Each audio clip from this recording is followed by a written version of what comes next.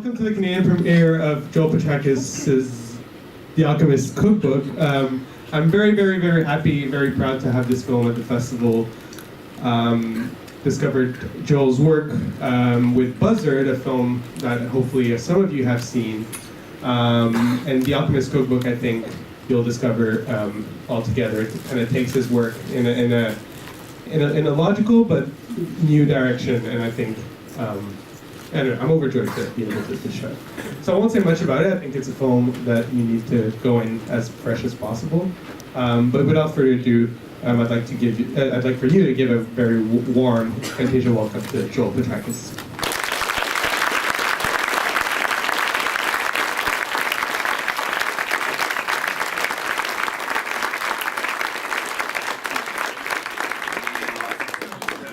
Hey guys. I couldn't hear if my meow was loud enough. Wow, this is awesome. This is like sold out. It's my first time in Montreal. I'm from Grand Rapids, Michigan. It's my producer right there with the camera. We drove in yesterday, and I remember like one of my first introductions to this festival was somebody in Grand Rapids, a filmmaker, made a film, and he's like, "Yeah, man, it's gonna premiere at Fantasia," and I was like, "What? What the fuck? How, man?" And then like 2 months later, I was like, "What are you? So are you gonna go up?" He's like, "Oh, well, actually, he's not playing Fantasia." And I was like, "Man, I'm getting Fantasia before that dude does." So this is really awesome that I got to tell that guy that I'm actually playing Fantasia and I'm going up to Montreal for it. So just really excited to be here. And after the screening, I might double dare somebody to do something, so that's all I'll say. But there is a cat in this movie, so I don't know, meow, I guess. So without further ado, thanks guys. I appreciate you coming out, and we'll hang out after in about 85 minutes. There's not a short film that's playing this part, is it? I believe not. But don't quote me on that. If something else starts, the short film starts playing, I'll just be in the back and I'll just yell, "This isn't the movie," so we'll just know that. So, rock and roll. Yeah. Thanks guys, really appreciate you coming out.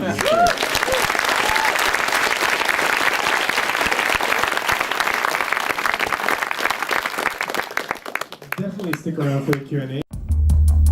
Oscilloscope Laboratories and the filmmakers who brought you Buzzard present 3 easy steps to vanquish your enemies, crack the secrets of nature, and attain wealth. Step 1. Find isolation. I was gonna be all rich, buy us a big mansion out in the woods. No one would even know we were here. All right. People stuck around. Thanks, guys. All right. We have a. This is gonna be a special Q&A. We have a couple of things lined up, but first of all, I guess I'll start with. Actually, can we bring the lights, the normal lights? I can't see it. Yeah, I can't see anyone. That'd be great.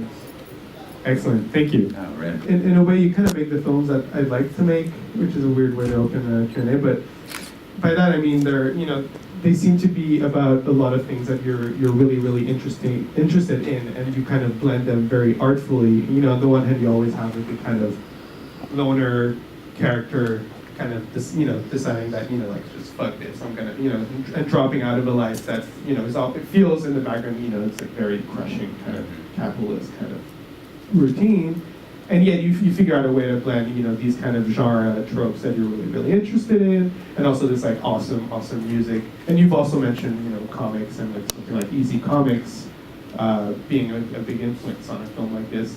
And I guess my question is can you talk a bit about like that kind of blend of what makes your films yours, and where that kind of comes from? I mean, really what it comes to is that I do like I love EC Comics and horror movies, but I also love Jim Jarmusch films and Haneke stuff. So all I'm trying to do is just like make a movie that doesn't exist that I want to see. Yeah. And the fact that people come to it and stick around for Q&A is like really awesome to me, because I'm really just making it for myself, I feel, and when other people are into it, that's like that's a really a great feedback right there that people do it. Because I never know, especially with this one, this is like the most I don't know, challenging movie I've made, where there's really no backstory and things aren't laid out, and it's almost like this puzzle. So I have no idea what to expect when I put these things out there. So the fact that some people dig it, same with Ape and Buzzard. The fact that anybody really liked those movies was almost a surprise to me, because I just made it for myself, and I love those movies just because they didn't exist, and I wanted to make them exist.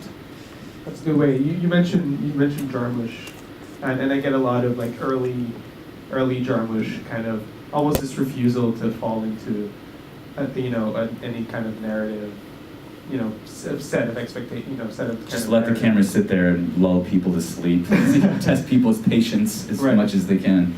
Yeah, that was early Jarmusch to me is way different than like later or even mid Jarmusch. So that early Jarmusch, Down by Law and Stranger Paradise, was like really huge for me when kind of I was going to film school, and once I discovered that, I was like, yes. The first movie that ever made me want to make a movie was The Evil Dead, and then when Jim Jarmusch, I discovered him, I was like, oh, I want to make movies like this.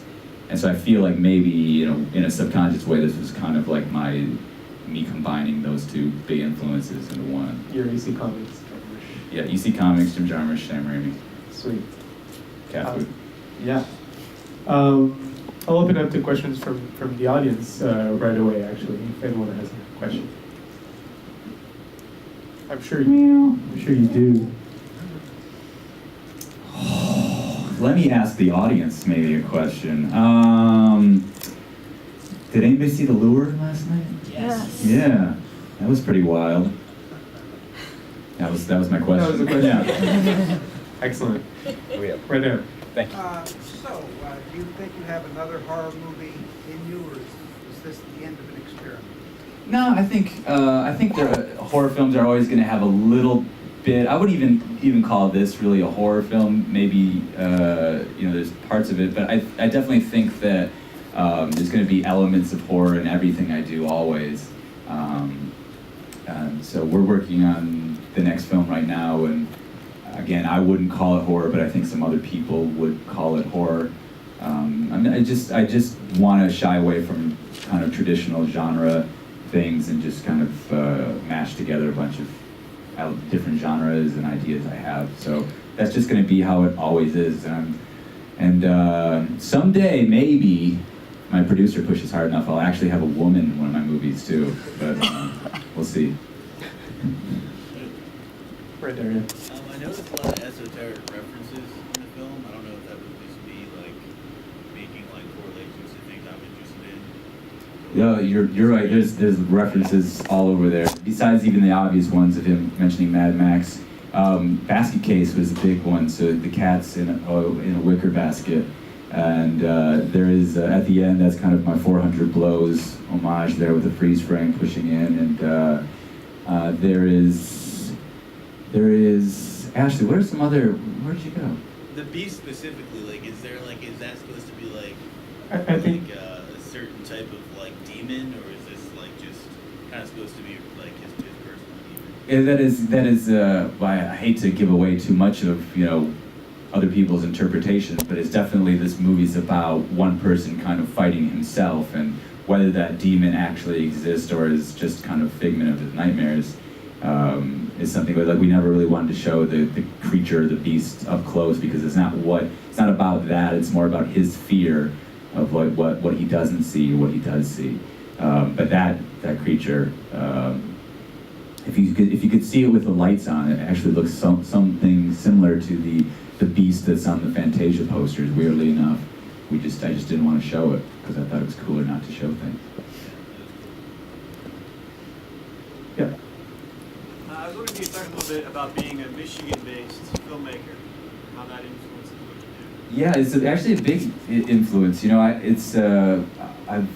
I'm from Michigan, but I've traveled around a lot, or moved around a lot to other cities. But I always come back to Michigan because it felt like that was the easiest. And for me making movies, when I've worked on sets, out west and everything, and it just feels, the feeling of working on a big set somewhere else feels like a construction site where everybody's got walkie-talkies and throwing around this whack lingo and stuff. I never wanted to ever be involved in that. I always saw the group of filmmakers that I work with as we're a band as opposed to a company. And so when we're able to do that in Michigan, because things are, you don't have to have permits for places, you don't really have to have insurance, you can just kind of go out and make a movie and no one asks any questions, whereas like LA or New York, I feel like you're gonna be stopped, if you put out a big light on the street and things like that. So Michigan is always kind of really, maybe just because no one else is really making movies there, so they're not used to it, so they think it's really cute and a fun hobby, and they don't really get that it goes outside of that city. So part of it is just, it's kind of a naive state when it comes to filmmaking, and they just let you do your thing, and they don't bug you for a bunch of red tape and things like that. And it's really cheap to live there and to make movies there. So I'm a cheap dude. So part of it, I think I'm gonna stay in Michigan because I feel like, without me even realizing, a lot of the settings that we film in are kind of a signature to these films, almost a different character, especially the last film, Buzzard. I never noticed, but people would point out, like, how did you get the streets so empty and kind of dirty? And it's like, oh my gosh, I didn't even realize that's just where I live. Like, so that's just part of, like, it's just got its own charm, its own character that you can't fake that just dirty Midwest. So Michigan, that's where I'm staying. Even though all my people are out, like management and agents, all that bullshit. And I tell them, like, I'm not moving to LA. I don't even know why you're signing me, because I'm not coming out there. So yeah, I'm not leaving anytime soon. Do you wanna? Yeah, let's. So in the intro, I said I was gonna double dare somebody to do something. Ashley, you want to bring that up here? We'll do it on the stage to make it more. See, this is why you come to film festivals, because you can't do this if you watch the movie on Netflix, or you could do it, but you just have a different experience at film festivals. So, some of you guys know what's coming here. And I will dare somebody to eat some cat food. One person, I will do it. Any good director will also participate if they're asking somebody. And I think any good programmer will also participate if someone from the audience is going to do it. Yeah. So this is ocean whitefish and tuna pate. Do we have a brave soul? Yes, we do. Oh, we had two. Actually, let's do two. Both of you. You want to come up? Come on up. Wow. All right. Look at this. You didn't have to answer the... We'll do behind the back choosies. Yeah. All right. This is great. What's your name? Stanley ripoff. Xavier. All right. Where are you from, Xavier? Montreal. Okay. And what's your name? Shannon. Shannon? Yeah. We're from Arizona. Arizona. Sweet. Actually, I was hoping for tuna today. Okay, well, you got it, buddy, but it's probably going to taste a little bit different than your normal tuna. So we have one can. We're going to split it 4 ways. You can take as big as a bite you want, or as small as a bite. I will warn you, I am the kind of guy, either of you guys, how's your gag reflexes? Oh, I'm good. Okay. When you go to the dentist and they take x-rays and they put the thing in the back of your mouth, do you gag? Yeah. Oh, Xavier? And you, Shannon?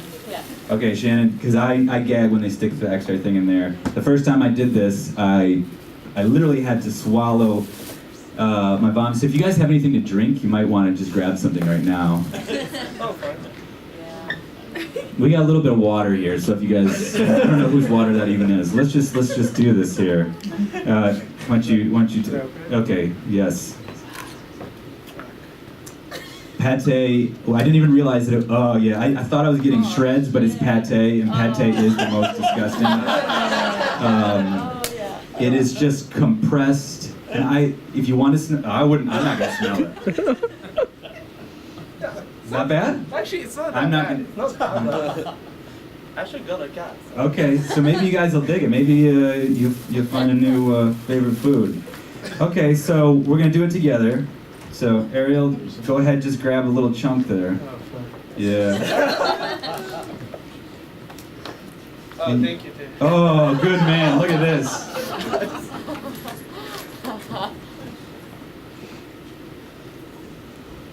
Can you leave right during this moment? It's crazy. Okay, yeah.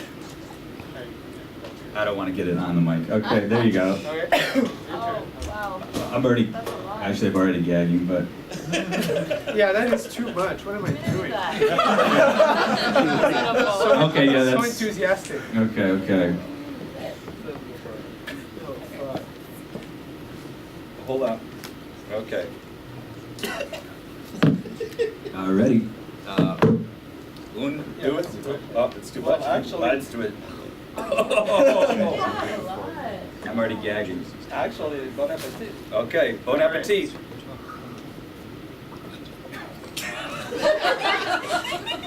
It's not bad. It's actually really not bad. It's actually totally legit. I feel like a cat right now. I mean, I'm not gonna get any There you more, go. but no. You okay? It's not awful. Okay, good. So, It's okay. we'd also like to, because we have two brave souls, we have two prizes. They're very much different. So we'll do behind the back. What do you think? I feel like someone's getting ripped off. I'm gonna get. It's okay. Okay, There wasn't. I didn't even say there was going to be a prize. that's true. Okay. Okay. So, Shannon, pick a hand. Wait, you can. Okay. Go ahead, pick a hand.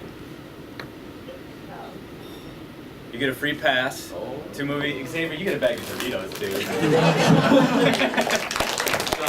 Thanks, guys. Thank you very much. Give her an applause. And what do you think, dude? I think that was a good note to end on. yeah, absolutely. Yeah. And we'll be out hanging out in the lobby if you guys want to have another. If anybody wants to have a bite of this. So. Or a serious question. Yeah.